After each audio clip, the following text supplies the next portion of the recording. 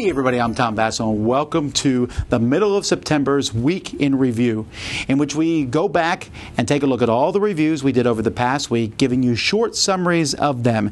And then if you want to see the full review, all you got to do is click the link in the description below. Let's get started. Hey everybody, Zee Garcia here, and last week I reviewed 3 games. I reviewed Ice Team. I rate this a 4 out of 10. It is a 2-player abstract game with a cute theme wrapped around it. It's also got quite a few little rules, but a lot of luck. You're chucking dice all the time. The outcome seems to be entirely random, so I just did not enjoy it very much. I reviewed Campy Creatures 2nd edition and the expansion for that, Expansion 1. And I rate this a 7.5 out of 10. I had reviewed the original printing of this, which I rated a 6.5, I want to say. So the second printing is nice. They added a few ideas. They streamlined some things. They gave you some new moments to think about in the game, and I did enjoy it. And the expansion is very nice. If you're going to get them, you should definitely get both. And then lastly, I reviewed Detective City of Angels, which I really liked, and I rate this a 9.5 out of 10. I thought it was a fantastic, engrossing detective game in which you are going to be it's sort of a mix between going through a whodunit and figuring it out and a role-playing campaign a little bit, or scenario. You know, each game is its own thing.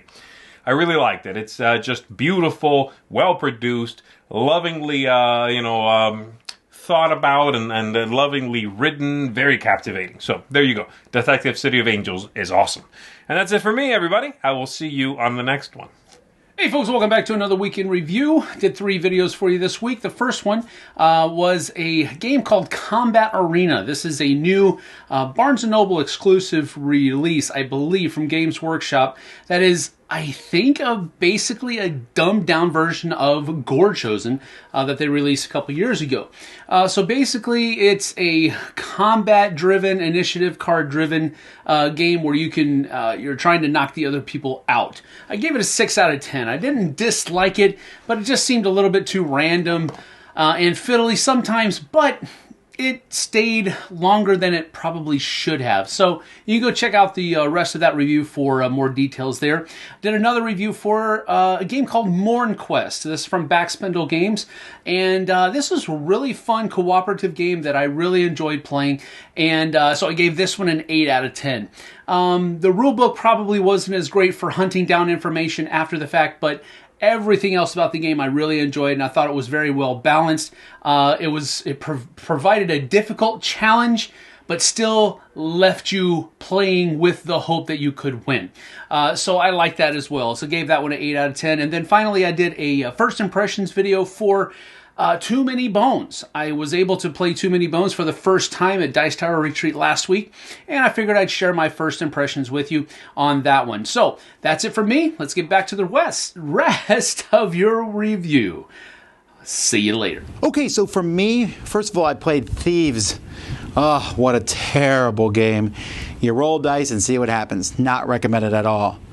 Bears in Barrels, a little kid's game where you're flicking a barrel over as fast as you can. If you want to flick a barrel over, that's the game.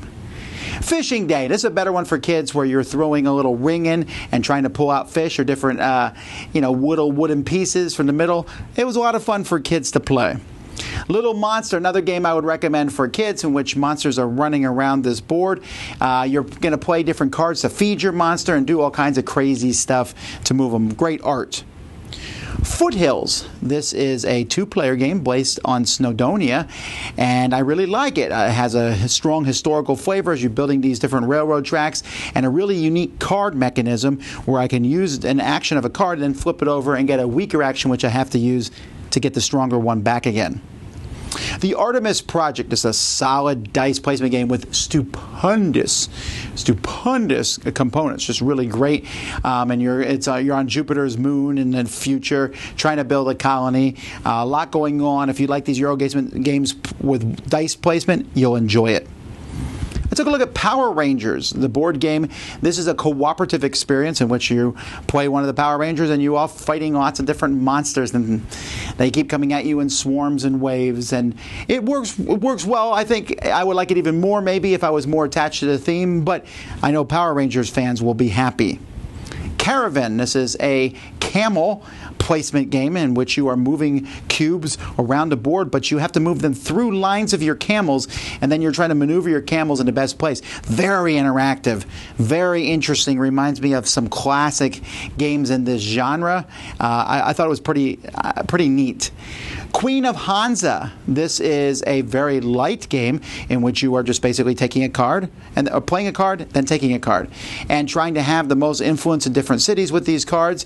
It's kind of a riff on, this thing that we've seen before. Try to have a lot in different categories of cards, but this one plays really smoothly. I was pretty impressed. Splat Attack. This is a miniatures game for kids with Nickelodeon characters, from SpongeBob and Rugrats, and there's a lot of neat aspects to this game that I really recommend it. Adventure games. There's 2 of them I took a look at, Monochrome and A Dungeon. I really enjoy these. I don't think they're for everybody because they're like the escape room genre, but without the escape room. It's more like the point-and-click adventures on computers in the 90s, but you're playing with other people, and I just had a fantastic time playing through both of these. I really enjoyed it. I'm also having a really great time playing through The King's Dilemma.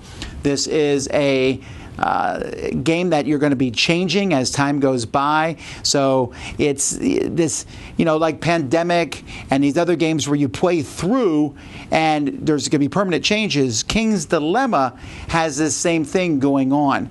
And so while you're going to be taking this game and it's going to be something that you can only play once. I played it 9 times already, but the story is so strong in this one. You are a group of people who are trying to influence a kingdom, and I guess looking at my King's Dilemma adventure games, I'm really a big fan of story-driven games with strong stories, and I thought this one was a lot of fun.